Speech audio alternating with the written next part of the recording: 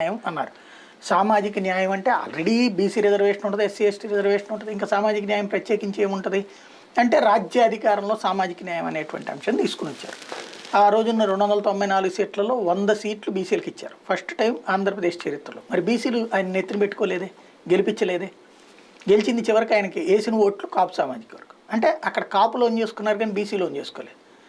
ఇక్కడ ఇవన్నీ మనిషిని బట్టి పాయింట్ని బట్టి నడుస్తాయి తప్పించి. ఇప్పుడు జగన్మోహన్ రెడ్డి గారు కూడా బీసీలకి ప్రాధాన్యత ఇస్తున్నారు కదా. అవును, కానీ బీసీలు వేస్తారు అనేది చూడాలి రేపు పొద్దున. ఈయన తెగిస్తున్నాడు. ఇప్పుడు బీసీలు ఓన్ చేసుకుంటలేదు, అప్పుడు ఓన్ చేసుకోలేదు. మరి ఆ రోజున తెలుగుదేశానికే పడ్డాయి బీసీ ఓట్లు. అంటే అప్పుడు కూడా పీఆర్పీ విలీనం చేయకుండా ఉండుంటే తర్వాత ఏమైనా మార్పు వచ్చేదేమో అనేది ఇచ్చినప్పుడు కదా తేలాల్సింది. ఫస్ట్ ఇచ్చినప్పుడు రిజల్ట్ వస్తే రెండో వాడికి చెయ్యాలని.